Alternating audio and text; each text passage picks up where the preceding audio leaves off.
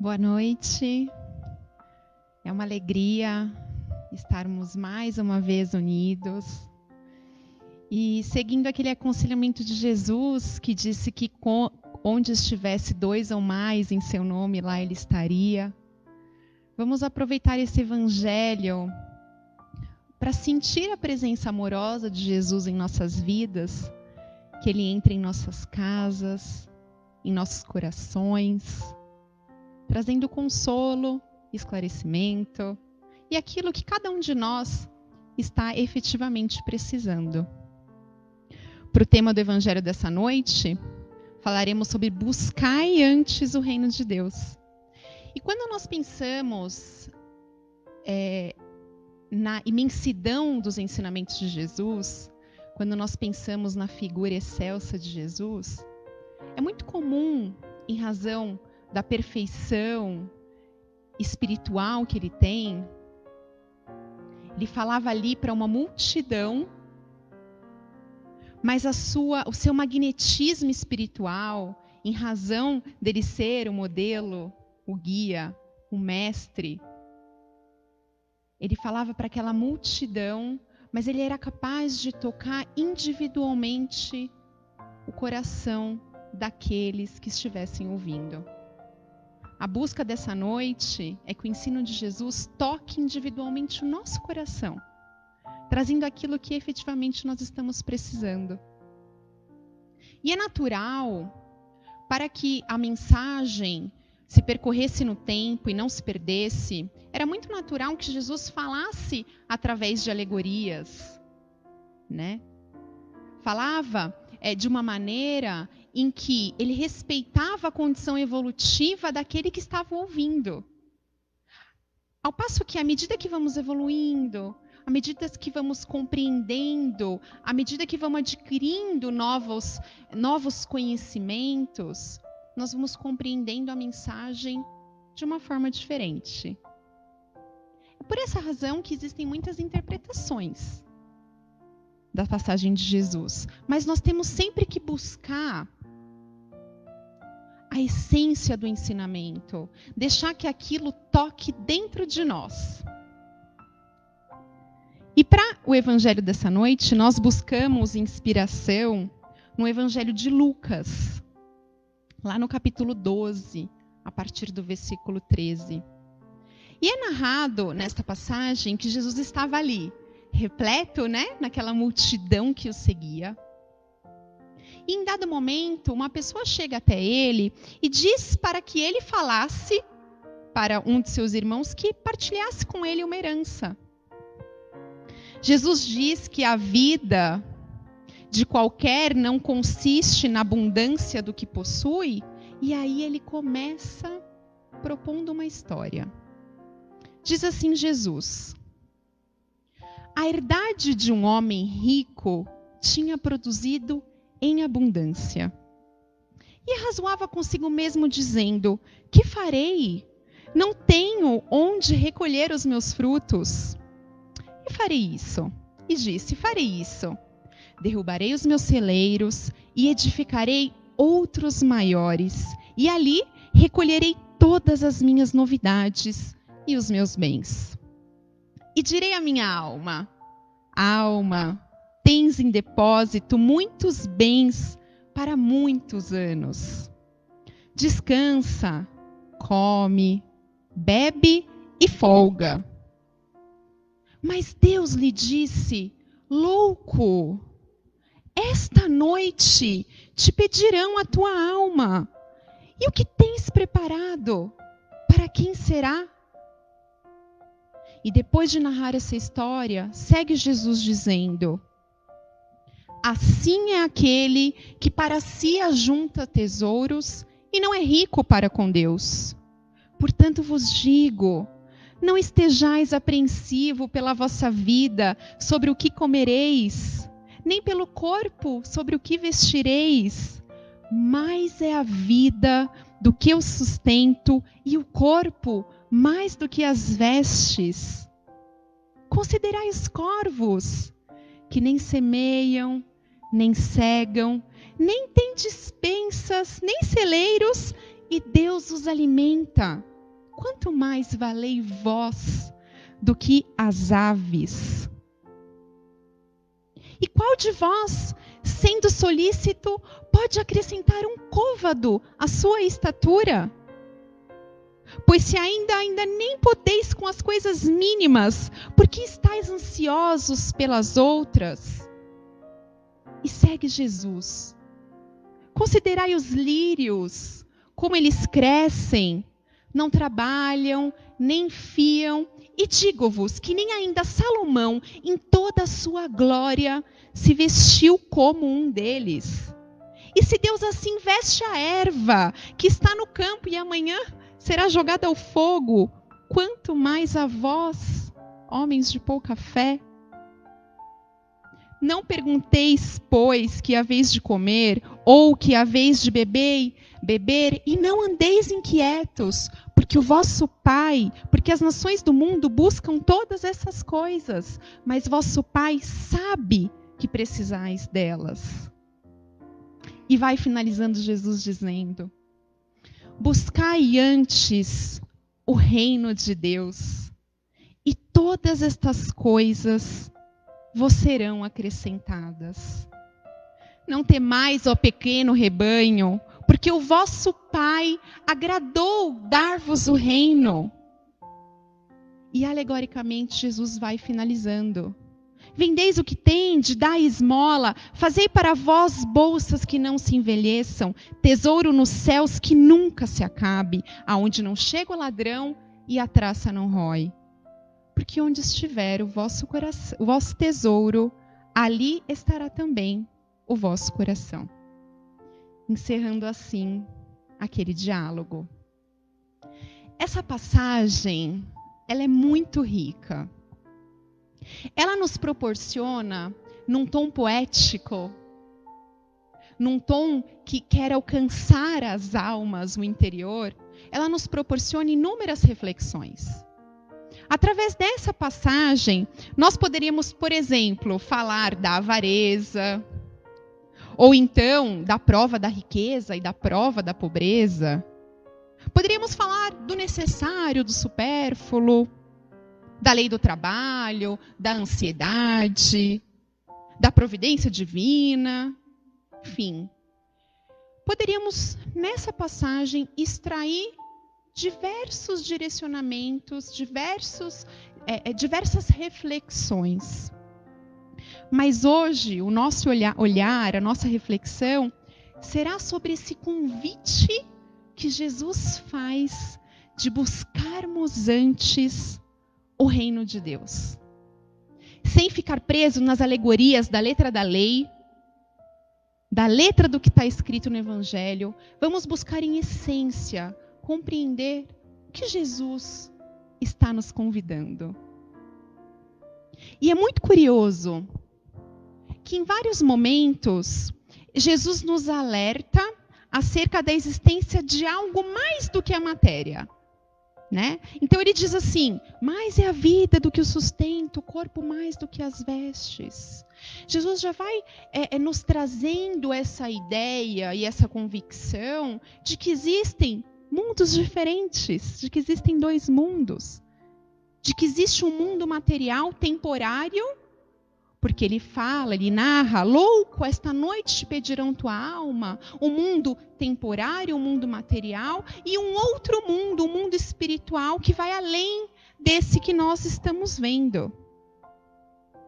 E aí, ao longo do tempo, quando é chegada a codificação da doutrina, à luz da doutrina espírita, Allan Kardec, o nosso codificador, questiona os benfeitores espirituais. Quais são os elementos que regem o universo? E ele pergunta: há no universo dois elementos, então? Podemos concluir a matéria e o espírito? E eles nos respondem que sim. Há a matéria e o espírito, e acima deles, Deus, o Criador de tudo. De modo que, segundo a doutrina, a definição do espírito, são os seres inteligentes da criação que povoam o universo fora do mundo material. E nessa linha de raciocínio, porque Kardec era um espírito curioso, instigador, que tinha como missão esclarecer as nossas almas sedentas de informação, de esclarecimento, ele pergunta: qual é então o mundo, o verdadeiro mundo? Qual dos dois mundos? Esse mundo espírita ou esse mundo corpóreo, qual que é o primeiro? Qual que é a origem? E os espíritos nos respondem, com o intuito de nos esclarecer, lá na questão 85, que o mundo espírita é o mundo primário. Ele pré-existe e sobrevive a tudo. E Kardec continua perguntando se o mundo material poderia deixar de existir sem o mundo espiritual. E eles dizem que sim, poderia, porque o nosso verdadeiro mundo é o mundo espiritual. Porque a nossa essência, ela é espiritual, e o mundo material poderia deixar de existir, e o mundo espiritual ainda existiria, mas estão os dois mundos ligados. Então, dentro deste ensinamento de que o mundo primitivo, o mundo espiritual é o nosso mundo primitivo, é o nosso mundo primeiro, nós vamos compreendendo que estamos no mundo material, mas somos do mundo espiritual. E como nós estamos no mundo material, é natural que tenhamos necessidades do mundo material. E Deus sabe que temos essas necessidades do mundo material. Mas como somos verdadeiramente do mundo espiritual, temos uma necessidade maior das coisas espirituais. De modo que, como nos esclarece os espíritos, o material é perecível, é passageiro, é transitório, é efêmero. E o espiritual é permanente, é eterno, é essência. E é daí que vem o convite de Jesus, de buscar antes o reino de Deus. Mas aonde está esse reino? Que reino é esse que Jesus nos convida a buscar? Lá na obra Boa Nova, que já foi citada aqui em outras oportunidades, ditada pelo espírito de Humberto de Campos, através da mediunidade do Chico Xavier, no capítulo 3, que é intitulado Primeiras Pregações, nos é narrado que numa conversa entre Jesus e um sacerdote, quando Jesus está ali iniciando o seu trabalho apostólico, do seu apostolado, nessa conversa esse sacerdote pergunta a Jesus o que aquele nazareno estava fazendo ali em Jerusalém. E Jesus diz que ele estava ali objetivando a fundação do reino de Deus. E, ironicamente, aquele sacerdote chamado Hanan, ele pergunta, com um tom de soberba, com um tom de sabe tudo, orgulhoso, ele pergunta o que seria isso que aquele nazareno objetivava construir? O que seria a fundação do reino de Deus? E Jesus responde ao sacerdote que este reino é a obra divina no coração dos homens. Então, o reino de Deus, ele não é um lugar circunscrito, não é um local exterior, não é uma edificação, não é um templo, não é uma construção externa. Nos alerta o espírito Humberto de Campos que o reino de Deus é a obra divina no coração dos homens. Que o reino de Deus, ele se manifesta nos caminhos profundos da alma. É dentro de nós. É construção interior. É construção interna. Então, quando Jesus diz, buscai antes o reino de Deus, ele está nos convidando à construção da obra divina dentro de nós, espíritos imortais. O convite de Jesus é, antes de tudo, trabalharmos dentro de nós, no campo dos sentimentos, onde tudo ocorre, da onde vêm todas as nossas ações. O convite de Jesus é que deixemos germinar dentro de nós as sementes divinas que já estão plantadas aqui. A Deus agradou dar-vos o reino. O reino já está plantadinho. As sementinhas, os tijolinhos estão dentro de cada um de nós. Agradou a Deus que essa construção ocorra, mas é uma procura dentro, interior, construção edificada no nosso templo imortal, desenvolvendo as qualidades do Espírito. E é nessa construção da obra divina, no coração dos homens, no nosso interior, que está pautada toda a nossa existência material. Temos 2 mundos. Jesus nos convida a edificar o reino dentro de nós. E o nosso mundo material, ele está pautado nessa construção. É tudo planejado para isso. E isso fica muito claro e evidente quando Allan Kardec questiona os espíritos.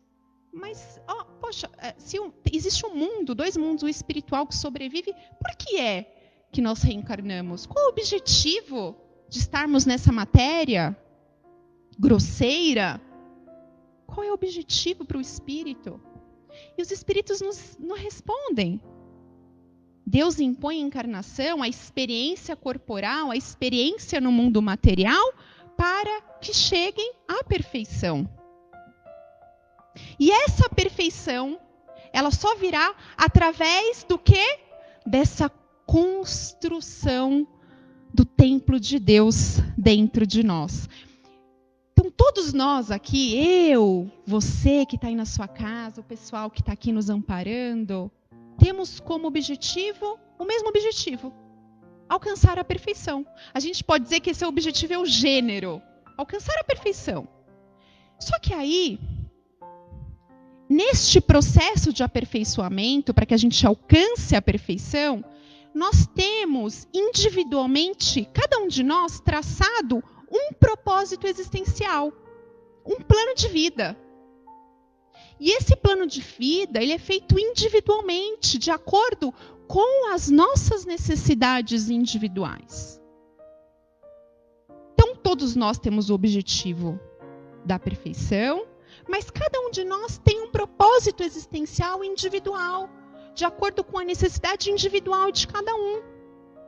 E esse propósito existencial, esse detalhamento, ele é feito de uma maneira muito amorosa, com muito amparo, pensando detalhadamente em cada necessidade individual que nós temos. Isso lá no mundo espiritual, antes de embarcarmos nessa trajetória material. Para quem tiver mais curiosidade de saber de como é que funciona, né, esse planejamento, essa escolha desse propósito, porque nós participamos dele, inclusive, fica como sugestão de leitura o Livro dos Espíritos, que lá explica, no capítulo 6 e no capítulo 7, quando nos é narrado da vida espírita, da volta do espírito à vida corporal, ou também, quem quiser mais detalhes, lá no livro Missionários da Luz, que foi psicografado por André Luiz, especialmente na reencarnação de Segismundo, nós temos ali um detalhamento, uma explicação pormenor de como que é esse processo. Mas este propósito existencial, que está ligado a essa construção do reino de Deus dentro de nós, de edificar a obra nos nossos corações, está diretamente ligado à necessidade individual do espírito, de modo que as condições materiais serão exatamente propícias de acordo com aquela necessidade espiritual. Então, nós somos colocados numa condição material exatamente de acordo com a nossa necessidade espiritual. Vou dar um exemplo.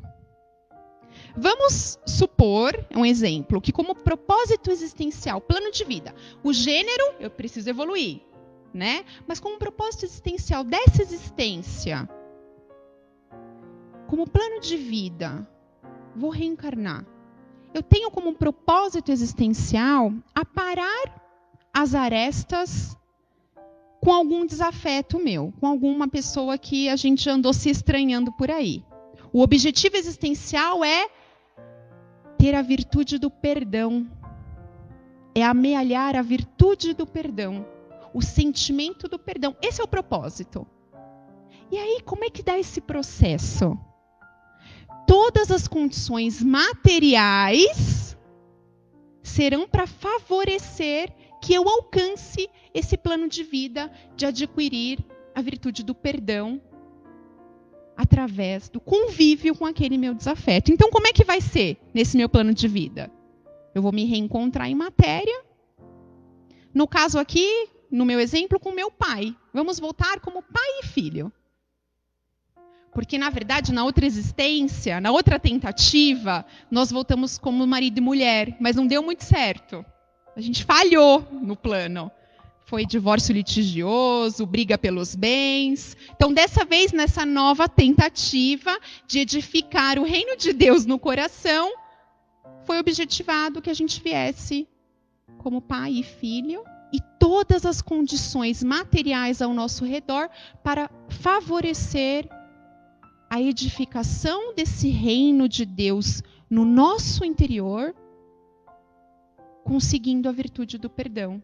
Então, não vai ser só meu pai e filho. Nós vamos conviver na infância, nós vamos ter uma empresa juntos para lidar dia a dia com as dificuldades da matéria, para que aprendamos a conviver e nos perdoar. Isso quer dizer que tudo onde nós somos plantados, todas as condições materiais, elas estão aqui para nos impulsionar na conquista dessa edificação do reino de Deus. Trazemos um plano de vida, nesse propósito existencial, compromissos assumidos conosco e com a espiritualidade, cujo objetivo é o reino de Deus. Então, o que acontece? Lá no mundo espiritual, ninguém planeja ou objetiva amealhar riquezas. Ninguém planeja ou objetiva conquistar títulos, ser admirado, ter autoridade, poder. Ninguém almeja beleza do corpo físico, conforto. Não é esse o nosso plano espiritual de conquistar o terreno, o reino de Deus, de edificar o reino de Deus em nossos corações. O objetivo sempre está ligado às coisas do Espírito. Então, quando Jesus nos convida a buscar primeiro o reino de Deus, Ele está dizendo sobre a valorização da nossa existência. Valoriza primeiro o que é essencial, porque o que é material é efêmero, passageiro. É por isso que nessa mesma obra, Humberto de Campos nos é dito: o reino de Deus, o reino do céu, no coração, deve ser o tema central da nossa vida. Tudo mais é acessório. E é central, porque é com isso que nós nos comprometemos. O nosso plano, o nosso propósito para alcançar a perfeição está comprometido com esse propósito. Aí a gente encarna e esquece. O convite de Jesus é: toma cuidado com as distrações do mundo material. O mundo material está repleto de distrações. Cuidado para não se deixar enganar, para não desviar do caminho, para não pegar os tijolinhos que já estão dentro de nós, que são as sementes divinas, o DNA de Deus, a centelha que está aqui, e deixar ali todo mundo estacionado. Cuidado, há muitos atrativos no mundo material, não se desvia. Especialmente nesta época, nessa fase em que a gente vive aí conectados, né? A tecnologia, essa globalização, tem muita distração, um mundo com muita ostentação. As pessoas estão ostentando demais o ter. E a gente tem que ficar atento para não cair nas armadilhas e não nos desviarmos do caminho. O Espiritismo, ele não condena a riqueza, ele não condena o mundo material, porque precisamos dele. É só necessário o zelo e o cuidado para que este mundo material não nos tire do caminho. Não faça com que a gente escolha coisas ruins. Tomar cuidado. Então, quando Jesus fala, buscar primeiro o reino de Deus, ele está falando para que a gente tenha prioridade na nossa vida. Para a gente empenhar a nossa energia e os nossos esforços naquilo que a traça não come e o ladrão não fia. Esse é o convite. Olha para dentro. Como é que eu faço isso? Demanda esforço, mas demanda um processo de autoconhecimento. Precisamos olhar para dentro de nós, verificar quais têm sido as nossas ações no dia a dia, como estamos nos comportando. Na busca de edificar dentro de nós essas virtudes. É o autoconhecimento e o esforço diário de mudança que fará que essa construção se perpetue. E aí a gente observa, se as nossas reações, se as nossas buscas estão pautadas no orgulho, no egoísmo, no ciúme, na ambição, a gente não pode esperar que esse reinado seja de luz. Se os nossos interesses estão voltados exclusivamente para a matéria, para o conforto do corpo físico, para o lazer, para a satisfação dos desejos passageiros da matéria, nós vamos estar construindo um reino sobre uma área ilusória, de uma existência física, de algo que é material e perecível. O convite de Jesus é analisar no nosso império íntimo como estamos conduzindo a nossa vida. Porque essa noite te pedirão a tua alma, de repente tudo muda, não é? Essa pandemia veio nos mostrar isso, a fragilidade da vida material. E o que nós vamos levar para lá? Vamos voltar envergonhados? Porque nos desviamos do propósito? É preciso a reflexão e, mais do que ela, é preciso o esforço para a mudança. Todos nós somos capazes de conseguir amealhar as virtudes, conquistar um terreno edificante dentro de nós. Precisamos de boa vontade e esforço, porque seremos amparados. E isso a gente vai construir, essas virtudes nós vamos construir nas nossas relações familiares, nas nossas relações do nosso cotidiano, nas familiares, do nosso trabalho. Já notaram o quanto que a gente se dedica para as questões da matéria? Não é? Nós trabalhamos 8 horas todos os dias, nós nos preocupamos com o corpo, tomamos banho, escovamos os dentes, buscamos ter um sono ali de 8 horas, bebemos água, mas é mais do que isso. O convite é que a gente não deixe de lado o que é essencial em detrimento do que é material. E buscando, não é exclusividade. Deus está pedindo de nós que o nosso olhar material, que Ele sabe que a gente precisa de tudo isso, mas que não seja exclusivo, de que a gente tenha um olhar para aquilo que vai ficar para sempre e que nos trará a verdadeira felicidade. E buscando isso, tudo o resto nos será dado em acréscimo, porque Deus sabe que precisamos. Para a gente ir para o nosso encerramento, em razão do tempo, eu trouxe aqui uma historinha para ficar como reflexão. Eu não sei a autoria, se alguém souber depois, pode compartilhar aí conosco nos comentários. E é narrado assim, que numa aula de filosofia, o professor queria demonstrar um conceito para os seus alunos. Então ele levou para a sala de aula um vaso com um bocal bem grande, de uma boca bem larga, e primeiro ele colocou dentro dela pedras grandes, muitas pedras. E ele perguntou para a classe, o vaso está cheio? E os alunos disseram que sim. Aí, em seguida, esse mesmo professor, ele pega um balde cheio de pedregulhos e vira dentro do vaso. E aqueles pequenos pedregulhos vão se ajeitando ali, entre as pedras grandes. E ele novamente pergunta para os alunos, e agora, está cheio? Eles ficam meio assim, mas respondem que sim. Agora o professor pega uma lata com areia e começa a derramar. E a areia também vai ali se ajeitando entre os pedregulhos. E pela terceira vez ele pergunta para os alunos, está cheia? Eles, agora está cheia. Finalmente o professor pega um jarro de água, um copo d'água. E ele despeja o líquido dentro do vaso. A água encharca, satura a areia e ali se ajeita.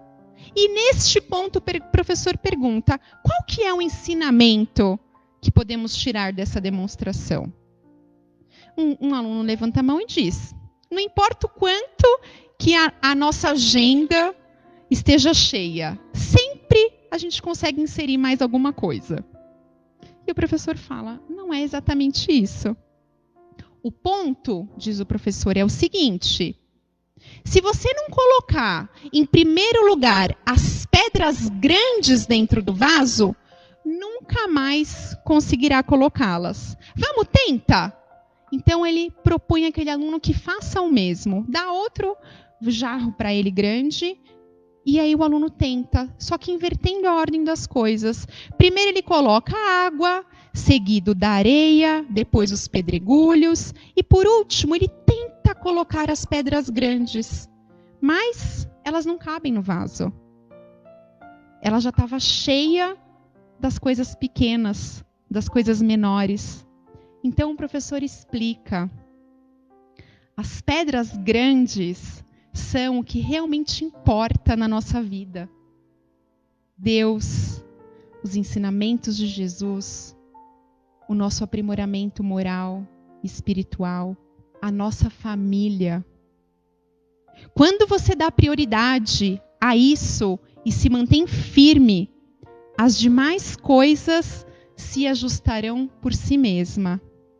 Mas se você preencher a sua vida somente com as coisas pequenas, então aquelas que são realmente importantes não terão espaço. O reino de Deus, a qual Jesus nos convida, está na nossa intimidade, ocupando-nos primeiro com o nosso aprimoramento espiritual, estaremos dando prioridade às coisas realmente grandes. Caso até agora nós estamos preenchendo a nossa vida com as coisas pequenas, recomecemos. Sempre é tempo de inverter a ordem das coisas. Boa noite a todos. Que Jesus nos envolva em seu amor.